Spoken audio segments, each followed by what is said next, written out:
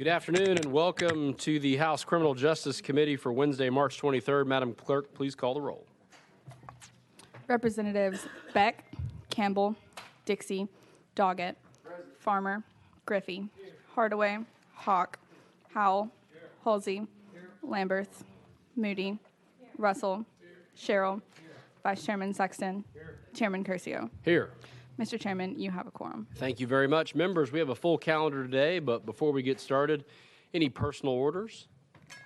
Representative Griffey, you recognized. Thank you, Mr. Chairman. It's my distinct privilege and honor to have a number of the Stewart County High School seniors here with us today. Catherine McGee, Rayleigh Gafford, Grace Estes, Ainsley Elliott, Adam Folk, Eli Bogard, Gavin Smith, Shanna Odell, Grace Cheney, Allie Swimwell, and both the Bramletts, who are Carly Bramlett and Caitlin Bramlett. They're Crackerjack basketball players, and they're all from Stewart County, as well as their director, Kyle Mallory. Would y'all please stand up so we can give you a round of applause if you're here?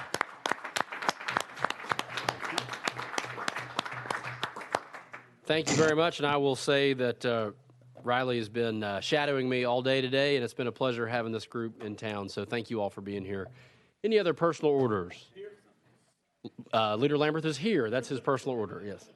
Excellent. Well, like I said, we have a full calendar. A couple of announcements before we get started. Item number 4, which is House Bill 1934, is off notice. Without objection, off notice.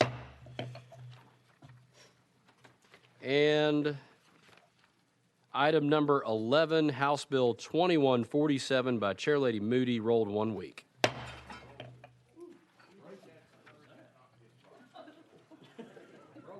And item number 15, House Bill 2810, off notice.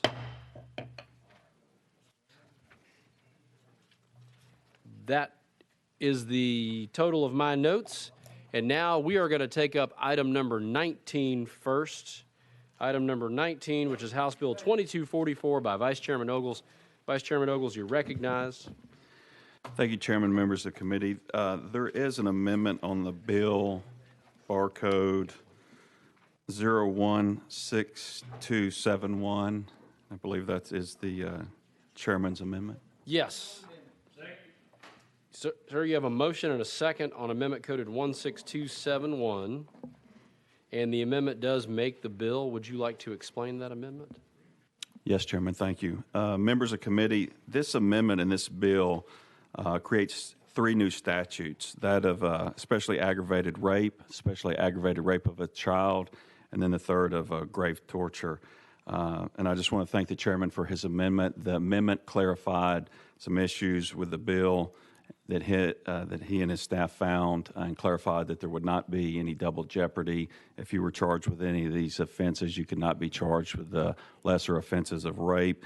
It also put a trigger element into the bill that said on the grave torture that the federal court would have to rule or have a ruling in support of legislation that was passed or new ruling in support of Kentucky versus Louisiana. So basically, you would have to have the federal courts have some ruling before the death penalty phase of the grave torture would take effect.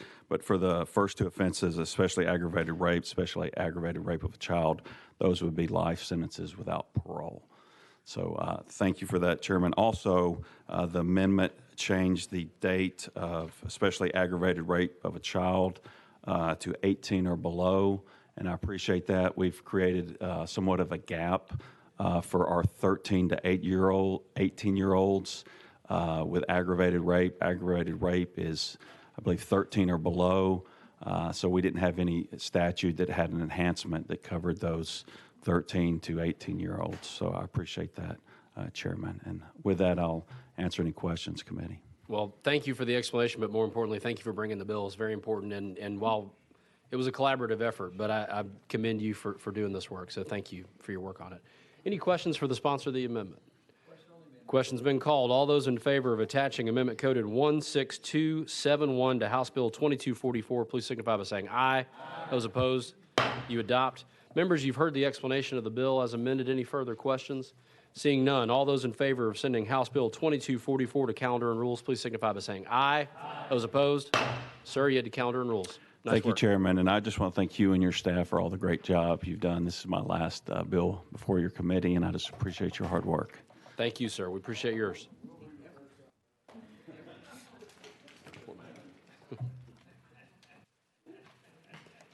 Members, that brings us back to item number 1, House Bill 2459 by Vice Chairman Rutter. Ma'am, you have a motion and a second. You are recognized. Thank you, Mr. Chairman and committee. This bill was brought to me by we're seeking a solution to a problem with this legislation. Her 14-year-old son was photographed or videoed while he was using the restroom at a local high school. Then his fellow student took that video and put it on Snapchat. Of course, the young man was terribly embarrassed, but because of the way our current unlawful photography law was written, it was not used for sexual gratification. So when she sought relief through the courts, there was no relief to be found. So that's what this piece of legislation does. It amends the current unlawful photography law by amending it, by adding a new misdemeanor offense to the statute. That would happen if a person was knowingly photographed or caused to be photographed an individual without prior effective consent of the individual, or in the case of a minor, without consent of that minor's parents or guardian. That the photograph would include the unclothed intimate area of the individual and would be considered offensive or embarrassing to the individual. That the photograph was taken for the purpose of offending, intimidating, embarrassing, ridiculing, or harassing the victim, and was disseminated by the defendant. Did the defendant threaten to disseminate the photograph, or the defendant permitted the dissemination of the photograph to another person? The offense would then become a Class B misdemeanor in the first violation and a Class C for a second or subsequent violation. This is happening all too often in our school systems and just in general with a lot of our younger people, our students. It happened in a school just recently where a young man was just photographed coming out of the shower. They took that photograph and passed it out among the school kids. It was just a photograph on a phone, but it's an embarrassing situation, and I hope that you will support my legislation to give a little teeth and I'll give a little support to the legal community to try to curtail some of this behavior by people that decide this is a fun thing to do. Thank you, Vice Chairman Rutter. It's important work. And first on my list, I have Chairman Halsey. You're recognized. Thank you, Mr. Chairman, and I'm going to vote for your bill, and I like it. I just had one question. Yes. On social media, a lot of times you can see short video clips or pictures of what's called the late-night clientele at Walmart. Some of those photographs to me would be pretty embarrassing. I didn't know if this bill would make that illegal in that setting, and I just wanted your opinion on it. I'm going to vote for the bill, but that's what I was thinking. Well, Vice Chairman Rutter, you're recognized. Excuse me, yes. This legislation says the unclothed intimate area of an individual that would be considered offensive or embarrassing to the individual. So it would have to be the unclothed area. Chairman Halsey, you wish to be recognized for a follow-up? Okay. Next on my list, I have Chairman Dixie. You're recognized. Thank you, Mr. Chairman. Just a quick question. I say you know this is a problem in high schools. How would this bill impact the juvenile offender? Vice Chairman Rutter, you're recognized. That's exactly what happened. The parent went to the local DA with this situation, and they could not prosecute because the current law says the photograph has to be used for sexual gratification. So I asked that question, and that would depend on the person that took the photographs.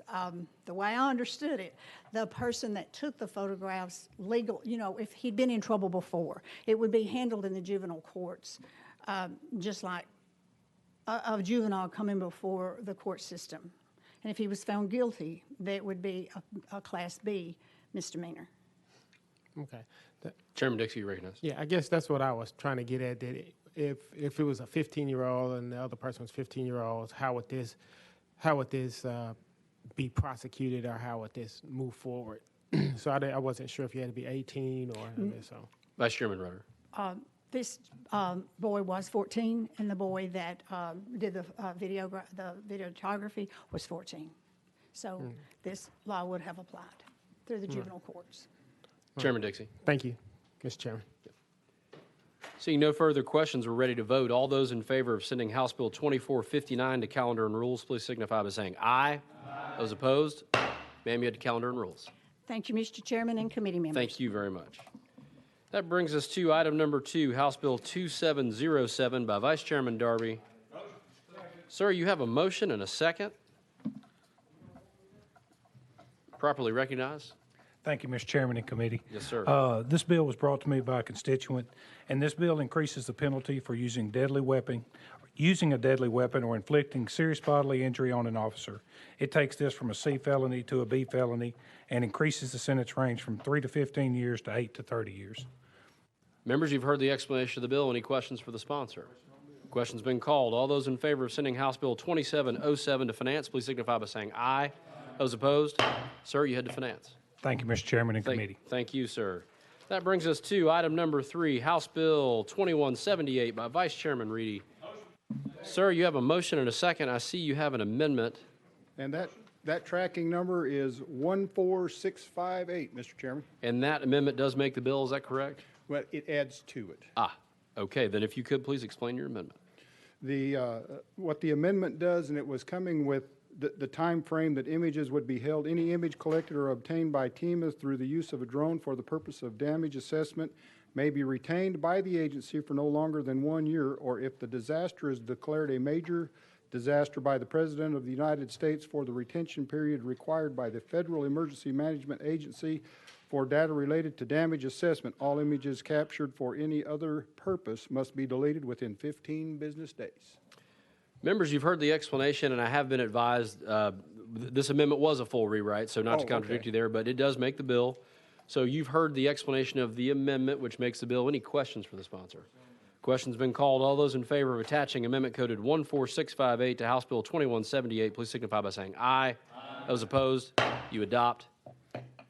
And to finish that, Mr. Chairman and committees, I'll read for the record, it authorizes the Tennessee Emergency Management Agency to use unmanned aircraft systems to capture images for the emergency management purpose, including surveying the scene of catastrophic or other damage to determine whether a state of emergency should be declared, coordinating a disaster response, and conducting preliminary damage assessment of real property and infrastructure following a disaster.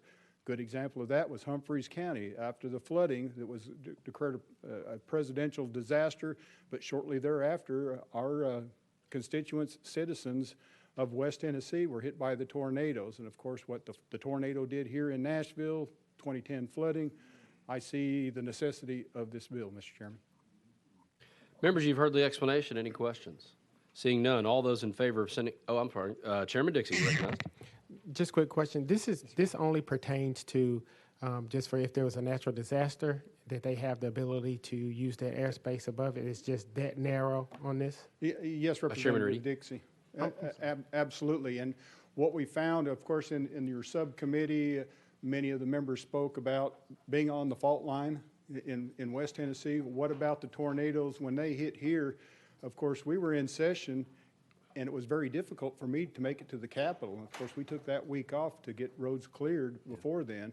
And even when the floods happened in my district in Humphreys County, I went to visit friends and family in Waverly, and looking at their homes. Of course, the FEMA agents were there looking at the disaster. They would not go inside the structure. They would circle the building and then move on to the next one. And I'm thinking this would expedite that services to our damaged areas if we could fly it with a drone. Thank you, Mr. Chairman. Thank you, sir. Seeing no other questions, we're ready to vote. All those in favor of sending House Bill 2178 as amended to finance, please signify by saying aye. Those opposed? Sir, you had to finance. Thank you, Chairman and Committee. Thank you, sir. That brings us to item number 5, House Bill 2424 by Representative Sparks. Sir, you have a motion and a second. You're recognized. Yeah. Thank you, Chairman. Thank you, committee. This bill, 2424, is brought to me by Mayor Bill Ketchern, our county commissioners, Pettis Reed, David Gammon, Craig Harris, Smyrna Mayor Esther Reed, and our town manager, Brian Hercules. Basically increases the penalty for mitigated criminal littering from a Class C misdemeanor, punishable a $50 fine, to a Class B misdemeanor, punishable by a $500 fine. Members, you've heard the explanation of the bill. Any questions for the sponsor? Chairman Dixie, you're recognized. Is this bill, it'll be a statewide application, or is it just for? Yes, statewide. Okay, this accounts for any littering, right? So, Yes, sir. Because that's a problem here in Davidson County. You know, people have a lot of, doing a lot of remodeling now, and people just find an open space, they just throw it off. And actually one time I actually took a photograph of someone doing that in a license plate. But unfortunately, it's a slap on the wrist. It's cheaper to pay the fine than actually go to the dump and do it the correct way. Yeah, good point. Excellent point. So thank you for filing this. Yeah, thank you. We're ready to vote. All those in favor of sending House Bill 2424 to calendar and rules, please signify by saying aye. Those opposed? Sir, you had to calendar and rules. Thank you, Chairman. Thank you. Thank you, sir. Item number 6, House Bill 2009 by Representative Gillespie. I see him here. Sir, you have an amendment coded 14828. I believe it makes the bill. So we have a motion and a second on that. Without objection, members, I'd like to go ahead and get this amendment on the bill, and then we'll hear the description. So all those in favor of attaching amendment coded 14828 to House Bill 2009, please signify by saying aye. Those opposed, you adopt. We're on the bill as amended, sir. Thank you, Mr. Chairman and committee. What this bill does simply is if you are convicted of aggravated assault and you do that crime while firing off a gun from a moving vehicle or from a vehicle, it would just escalate that to the next felony level up. And with that, I welcome any questions. Representative Gillespie, I want to thank you for bringing this. I know this is something that's very important to your community. It's something that, you know, if anybody who's back home is wondering whether or not you're up here doing the people's business, you absolutely are. So I know this is something that's near and dear to your heart back home. So thank you for bringing this bill, and I appreciate getting to meet with you on it earlier. Chairman Doggett, I have you on my list. Yes, sir. Thank you, Mr. Chairman. If I understand you correctly, you said if you have a prior conviction for aggravated assault and then fire a firearm from a vehicle. Representative Gillespie. Thank you, Mr. Chairman. I'm not sure I understood your question, but let me. What this would do is if you commit aggravated assault and you are convicted of the same offense, and that offense was while you were shooting a gun from a vehicle, then it would be one felony level up. Did that answer your question? Chairman Doggett. Yes, sir, it did. I must have misunderstood you in your presentation. But yes, thank you. Okay, seeing none others, we're ready to vote. All those in favor of sending House Bill 2009 as amended to finance, please signify by saying aye. Those opposed? Sir, you had to finance. Thank you, sir. That brings us to item number 7, House Bill 2257 by Representative Parkinson. Sir, you have a motion and a second, and I see an amendment coded 13913, and that does not make the bill. If you could, please describe that amendment. Yes, sir. Mr. Chair, when I first had the bill drafted, it had littering on there, and I wanted it to be a more serious form of littering to be added to the bill. Members, you've heard the explanation. We're ready to adopt. All those in favor of attaching amendment coded 13913 to House Bill 2252, please signify by saying aye. Those opposed, you adopt. On the bill as amended, sir, anything you wish to add? Thank you, Mr. Chair and committee and staff. I appreciate your indulgence.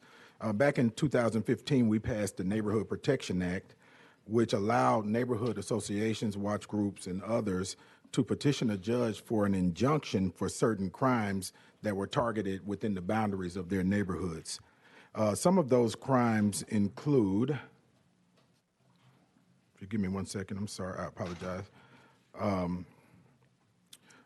gang activity, drug dealing, theft, vandalism, prostitution, rape, burglary.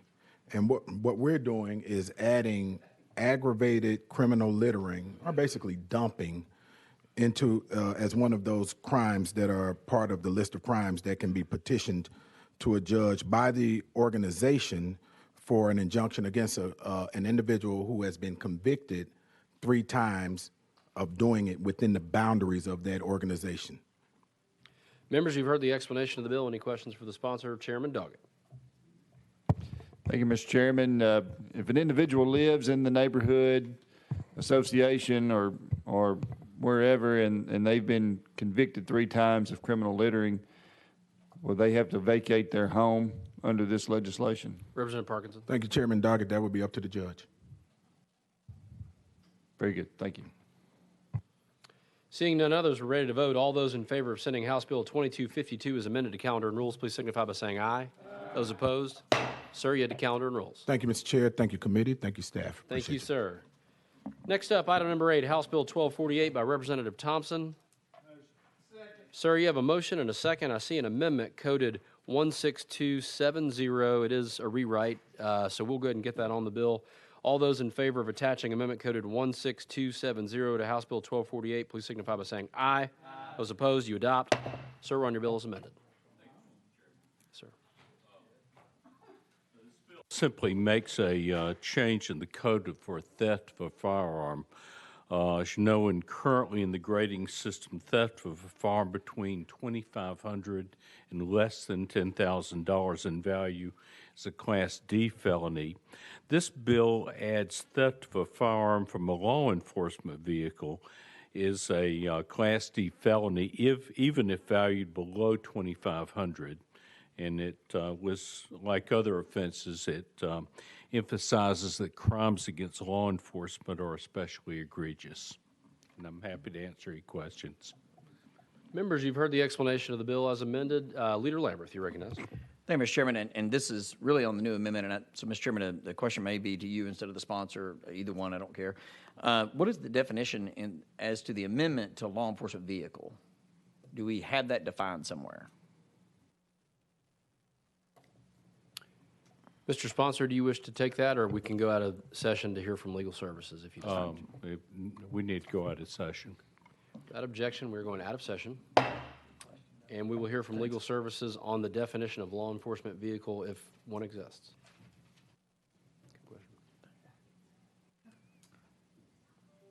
Leader Lamberth. Thank you, Mr. Chairman. As they looked that up, I mean, that just as the member was giving a description of the bill and in the amendment on there, that's what brought that to mind. Ordinarily, I know, Mr. Chairman, you're not a big fan of undefined terms, and so it literally made me think about that just to make sure we do have a definition of that term if we're going to criminalize this at a higher level,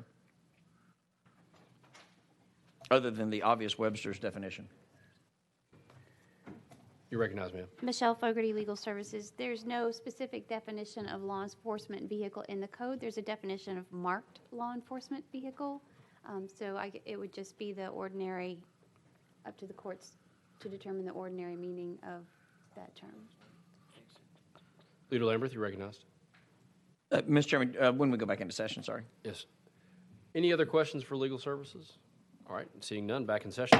Leader Lamberth, you recognize. Thank you, Mr. Chairman. To the sponsor of the bill, and you know, this is a bill that I support, what are your intentions on the definition of law enforcement vehicle? What are you trying to get at here? Frankly, any vehicle that's owned, that's part of a law enforcement agency that's used for, frankly, any purpose. Leader Lamberth. So the definition you would be looking for here, because we don't have an enhancement that exists in the code like this, so we're trying to create one, would be then, if I may rephrase what you said and tell me if this is right, if the vehicle is owned and operated by a law enforcement agency. So in other words, the law enforcement agency owns it. It's not just a private vehicle from some individual.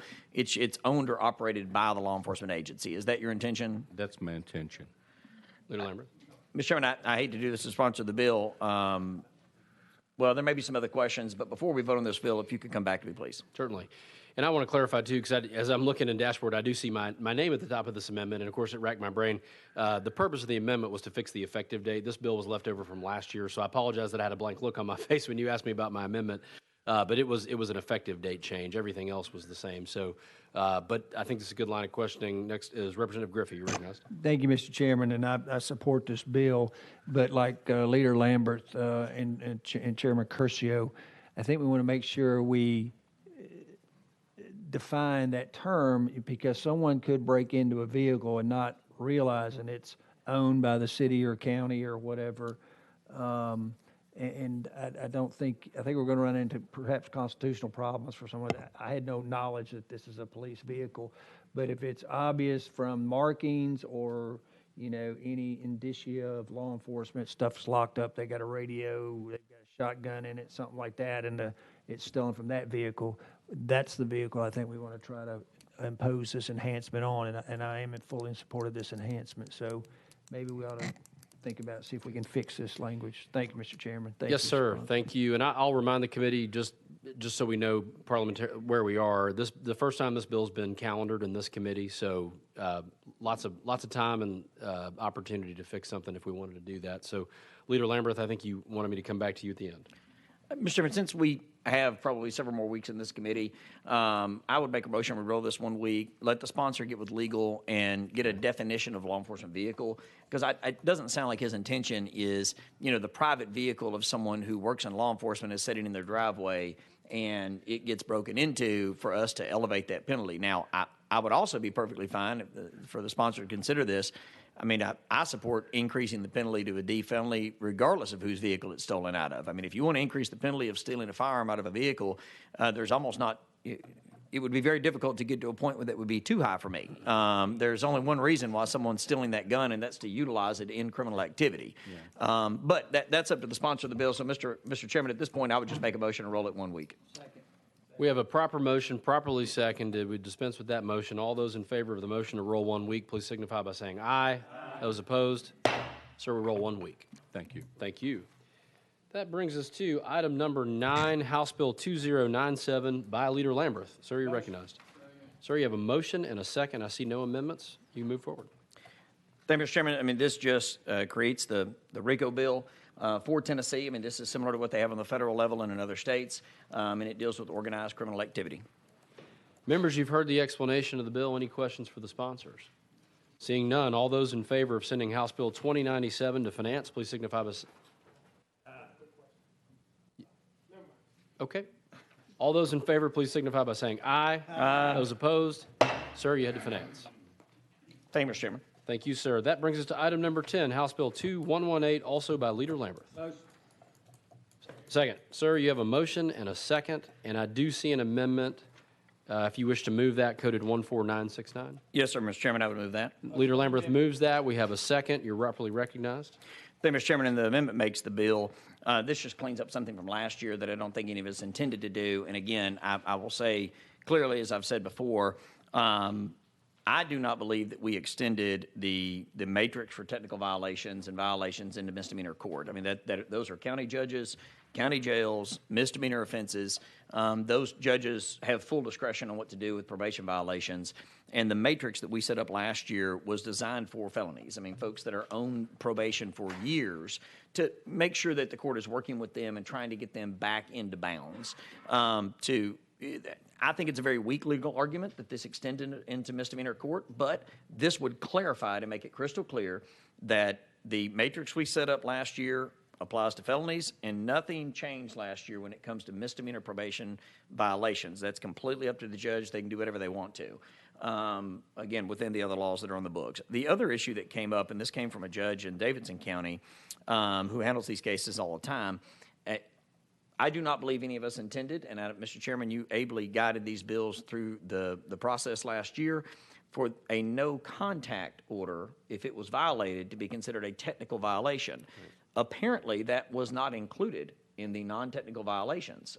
So if, say, a stalker, a rapist, someone who burglarized someone's home is ordered to have no contact with those victims, under the current law that we passed last year, that would be considered a technical violation and would not even potentially rise to the level of a probation violation to get back in front of the judge. I consider that a very serious, egregious conduct if someone is ordered by the judge to have no contact with the victim, and this bill would just preserve that. Again, I don't think any of us intended for that to happen, but in the bill last year, apparently in court it's coming up that no contact orders that are violated are not considered an egregious violation that would rise to the level of probation violation. This bill would remedy that.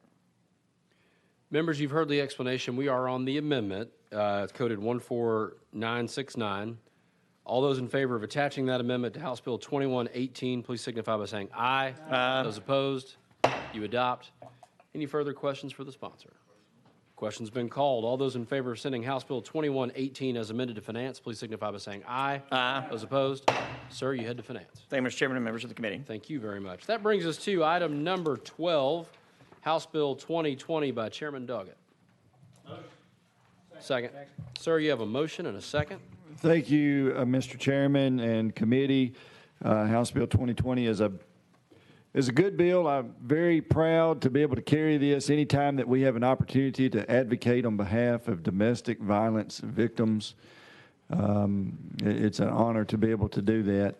What this bill would seek to do is require a magistrate to set the defendant's bail in an amount no less than twice, which is customarily set for the offense charged of domestic violence if the defendant was arrested for such abuse and the victim was strangled or attempted to be strangled, or if the victim had threats made against their lives. We passed it out of the subcommittee last week.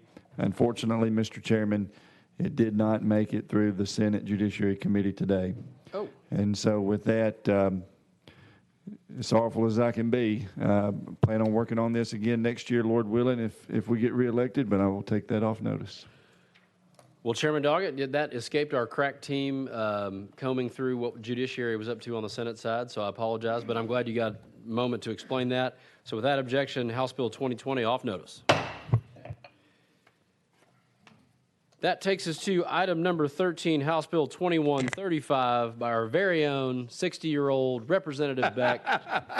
Sir, you're recognized. Thank you, sir. You have a motion and a second, sir. First of all, I want to thank Chairman Doggett for his prelude to my bill for victims of domestic violence. What my bill says is that as a condition for bail, the accused must carry or wear a global positioning monitor, GPS, device in cases where the defendant was arrested for a crime in which a person was a victim of domestic abuse and the alleged offense involves strangulation or use of a firearm. And with that, Mr. Chairman, I stand to take questions. Members, you've heard the explanation of the bill. Any questions for the sponsor? Question's been called. All those in favor of sending House Bill 2135 to Finance, please signify by saying aye. Aye. Those opposed, sir, you head to Finance. Thank you, Mr. Chairman and committee. Thank you, sir. That brings us to item number 14, House Bill 1321 by Representative Hardaway. Sir, you are recognized. Thank you, Chairman. I have a motion. Do we have a second? We have a second. And Representative Hardaway, I see an amendment coded 14344. Do you wish to move that amendment? Yes, sir. Representative Hardaway moves his amendment. It has been properly seconded. Let's go ahead and get that amendment on the bill, if there's no objections to that. All those in favor of attaching amendment coded 14344 to House Bill 1321, please signify by saying aye. Aye. Those opposed, you adopt.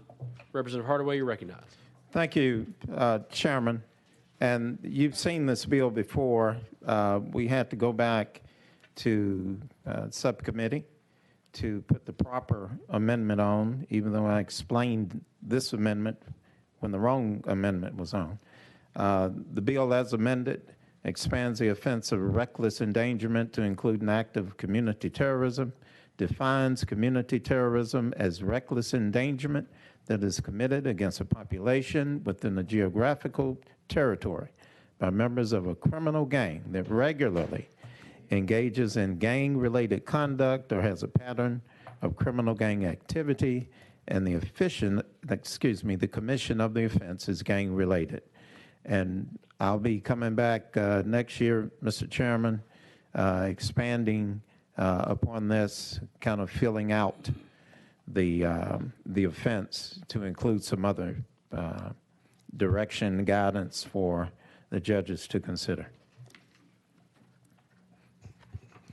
Members, you've heard the explanation. I do have Representative Sherrill on my list. You recognize, sir. Thank you, Chairman. I'd like to say that thank you, Representative Hardaway. You've took your mask off. We can see you and hear you. Thank you. You're very welcome, sir. Any further questions for the sponsor of the bill? Seeing none, all those in favor of sending House Bill 1321 as amended to finance, please signify by saying aye. Aye. Those opposed? The maskless man heads to finance. And now he masks back up. Thank you, members. All right. Thank you, Chairman. Members, that brings us to 3 bills sponsored by myself, so I'm going to pass the gavel down to our able-bodied vice chairman.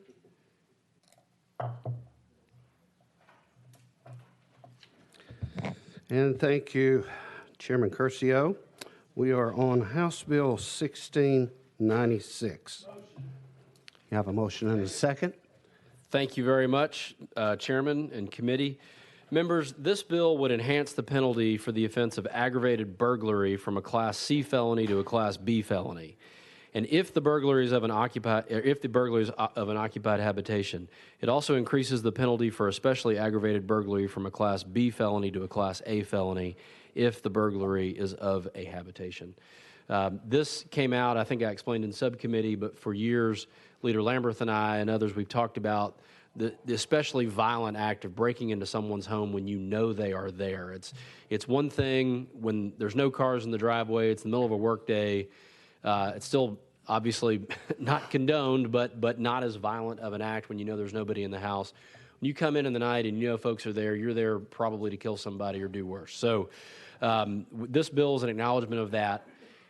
On top of that, as we were coming into session in January, as I filed this legislation, there was, unfortunately, the murder of that young man at Rhodes College. We heard from his family a few weeks ago, and I think this bill speaks to that. I know we have several other bills dealing with truth in sentencing that encompass this offense, but we felt it was important to move this on into finance and then make that part of the discussion. So with that, I would seek passage. Thank you, Chairman Curcio. Any questions? Seeing none, all in favor of passing Bill 1696, manifested by saying aye. Aye. Opposed, no. Bill goes on to finance. Thank you, Chairman and committee. Next bill is item number 17, 2306. I have a motion and a second. Chairman Curcio, you are recognized. Thank you, Mr. Chairman and committee. Members, you've heard me talk about this in subcommittee, but this is an especially personal subject at our house. A young man named Joe Clyde Daniels was murdered by his parents. This young man was a student of my wife's, and she taught him the day that he passed away. And unfortunately, not only did the parents commit that heinous crime, but the father, who's now been convicted, refused to give up the location of the boy's remains. And that obviously made prosecuting that crime very difficult. The father would have known that. What House Bill 2306 does is it requires the Board of Parole to consider whether an offender obstructed or continues to obstruct the ability of law enforcement to recover the remains of a victim when making a parole determination for an offender convicted of homicide. Unfortunately, this murderer received life in prison, which comes with a 51-year parole eligibility in Tennessee. And so if he were to live that long, then the parole board would be able to take that into consideration and decide maybe they should just keep him there for life. With that, I would seek passage. Any questions? I might add that if you watch a lot of crime documentaries, it is a problem. So this is a great bill. Thank you. I appreciate you bringing it. All in favor of passing Bill 2306, manifested by saying aye. Aye. Opposed, no. Bill passes to calendar. Thank you, Mr. Chairman and committee. Next bill is House Bill 2367. You have a motion and a second. Chairman Curcio, you're recognized. Thank you, Mr. Chairman. And at this time, I do wish to move amendment coded 15147. I have a motion and a second. Would you like to speak on it, or go ahead and put it on the bill? If it's okay with you, I'd put it on. It does make the bill. Question on the amendment? All in favor say aye. Aye. Opposers, no. The amendment passes. It's now on the bill. Chairman Curcio. Thank you, Mr. Chairman. Members, this is an effort that I wish I could have had the opportunity to work on sooner, to be honest with you. But we've had a lot of effort in this committee over the last couple of years to look at, sorry, I got distracted there, to look at how we notify victims in this state when their offenders are moving through the criminal justice system, to make sure that victims are continually notified. And so what this bill does is it requires the Tennessee Sheriff's Association to establish by January 1st, 2023, a criminal proceedings notification system for the purpose of providing timely information about each stage of the criminal process to interested parties. It requires that the information in the system be available 24 hours per day over the telephone, internet, or phone, and allow any interested party who registers with the TSA to be automatically notified. I think this will be a huge step forward for the state of Tennessee. It does come at a cost, but with the fiscal note, which I'll be addressing in finance, of just about $864,000, really a drop in the bucket for what we can do for victims in this state to make sure that they know exactly what's going on with the status of their case. So I would seek passage, and I hope you all see this as valuable a system as I do. You've heard the explanation. Any question? Representative Halsey. Thank you. I understand the bill. The fiscal note's showing a state of 800 and something thousand. Wouldn't that be a local cost? Chairman Curcio. Thank you, Mr. Chairman. As I understand it, in year one, there's a slightly higher cost. It's $852,000. That's to actually build out the software and get the system up and running. So in that initial year, because this doesn't go into effect until 2023, that first year, they won't be able to send out any notifications because that 852 is just to build the system. Every subsequent year after that, the 766.7 goes to operating this call center. So these will be real live humans taking calls, inputting notifications, and those sorts of things. So it will actually require this company to truly operate this as a going concern, and that's what will cost 766.7 year over year in perpetuity. Chairman Halsey. The state does it. Okay. That's right. Yes, sir. The state does it. Yes, sir. All right. Seeing no other questions, we're voting on House Bill 2367. All in favor say aye. Aye. Opposed, no. Bill passes and moves on to finance. And I will be passing, well, I think we're good. Yep. Members, we've reached the end of our calendar today. If there's no other business before us, we are adjourned until next week. Adjourned.